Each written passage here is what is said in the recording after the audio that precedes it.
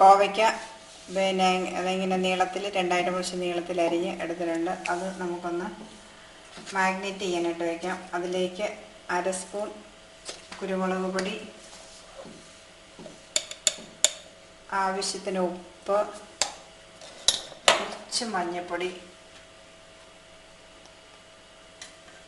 ഇത്രയും ചേർത്ത് നമുക്കൊന്ന് മിക്സ് ചെയ്ത് തിരുമ്മിയൊന്ന് വയ്ക്കാം. കത്തിച്ച് സ്റ്റൗവിലേക്കൊരു പാത്രം വെച്ചു. അതിനകത്തേക്ക് കുറച്ച് എണ്ണ നമ്മൾ ഒഴിച്ചു. അത് ചൂടായിട്ടുണ്ട്. അതിനുശേഷം അതിലേക്ക് നമ്മളൊരു 2-3 വെളുത്തുള്ളി ആഡ് ചെയ്യുന്ന അതിനുശേഷം കറിവേപ്പില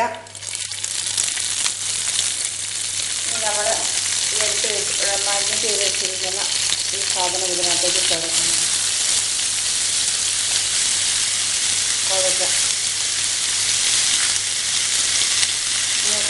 ഇപ്പോൾ നമ്മൾ അടുപ്പിൽ വെച്ചിരുന്ന ആ സാധനം നന്നായിട്ട് ഇളക്കി ചേർത്തിട്ടുണ്ട്. ഇതിപ്പോൾ പകുതിയോളമായിട്ടുണ്ട്.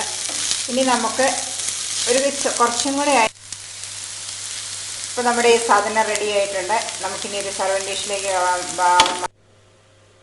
ഹൈവേഴ്സ് ഇന്ന് ഞാനിവിടെ ഉണ്ടാക്കിയ കോവയ്ക്ക മെഴുക്ക് പുരട്ടി ഇതാണ്. നിങ്ങൾ വീട്ടിലെല്ലാവരും ഉണ്ടാക്കി